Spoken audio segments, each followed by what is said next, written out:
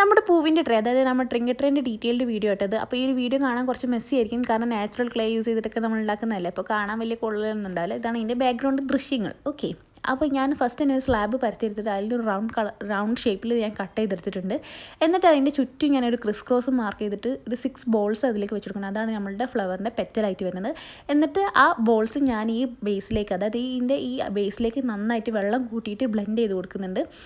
അപ്പോൾ ഞാനൊരു ക്ലിംഗ് റാപ്പിൽ ഇട്ടിട്ടാണ് അത് ചെയ്തത്, അതായത് ആ ടേബിളായിട്ട് സ്റ്റിക്ക് ചെയ്യാണ്ടിരിക്കാൻ വേണ്ടിയിട്ടാണ് ക്ലിംഗ് റാപ്പിൽ ചെയ്തത്. ശേഷം ഞാൻ അക്രിലിക് കളേഴ്സാണ് ഇവിടെ അടിച്ചു കൊടുക്കുന്നത്. നിങ്ങൾക്ക് ഇഷ്ടമുള്ള കളേഴ്സ് ഇവിടെ അടിച്ചു കൊടുക്കാൻ പറ്റും.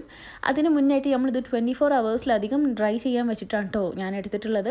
അപ്പോൾ നിങ്ങൾ ഉണ്ടാക്കുന്ന ഐറ്റത്തിൻ്റെ തിക്നെസ്സിനനുസരിച്ചിരിക്കും നിങ്ങളത് ഡ്രൈ ആവാനുള്ള ടൈമിങ് കേട്ടോ.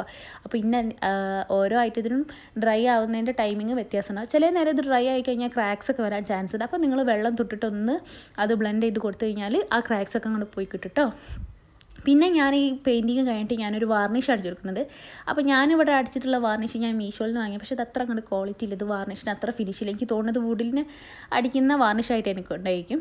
അപ്പോൾ നിങ്ങൾ നോർമൽ വാർണിഷ് വാങ്ങിയിട്ട് അടിച്ച് നോക്കുക. എന്നിട്ട് എല്ലാവരും ഈ ഒരു ട്രേ ഉണ്ടാക്കി നോക്കുക. ഇത് ഉണ്ടാക്കാൻ കുറച്ച് പണിയാണെങ്കിലും ഉണ്ടാക്കി കഴിഞ്ഞാൽ നല്ല ഭംഗിയുള്ള റിസൾട്ടാണ് നിങ്ങൾക്ക് കിട്ടുക. അപ്പോൾ എല്ലാവരും ഇത് ഉണ്ടാക്കി നോക്കുക. നമ്മുടെ ഈ ഒരു വീഡിയോ ലൈക്ക് ചെയ്യുക, നമ്മുടെ ചാനലൊന്ന് സബ്സ്ക്രൈബ് ചെയ്ത് സപ്പോർട്ട് ചെയ്യുക, കമൻറ്റ് ചെയ്യുക. ഓക്കെ.